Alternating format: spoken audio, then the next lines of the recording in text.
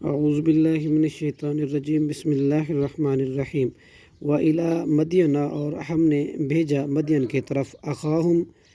ان کے قوم کے بھائی شعیباً حضرت شعیب علیہ السلام کو قالا انہوں نے کہا یا قوم اعبدوا اللہ اے میری قوم تم عبادت کرو اللہ کی ما لکم نہیں ہے تمہارے لیے من الہ کوئی معبود غیرہ اس کے علاوہ اس کے سوا قد جاءکم تحقیق آ گئی تمہارے پاس بینۃ واضح دلیل من ربکم تمہارے رب کی طرف سے فاوفوا الکیل چنانچہ تم پورا کرو ماپ کو والمیزان اور تول کو ولا تبخسوا اور مت تم کم کرو الناس لوگوں کے چیزوں کو اشیاء ان کی چیزوں کو ولا تفسدوا اور مت تم فساد کرو فی الارض زمین میں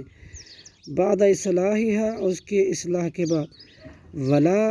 تقعدوا اور تم مت بیٹھو بکل صراط ہر ایک راستے پر توعدون کہ تم ڈراتے ہو وتصدون اور تم روکتے ہو عن سبیل اللہ اللہ کے راستے سے من آمنا اس شخص کو جو ایمان لائے بھی اس کے ساتھ وتبغونہا اور تم تلاش کرتے ہو عوجن کی جیوز کرو اور تم یاد کرو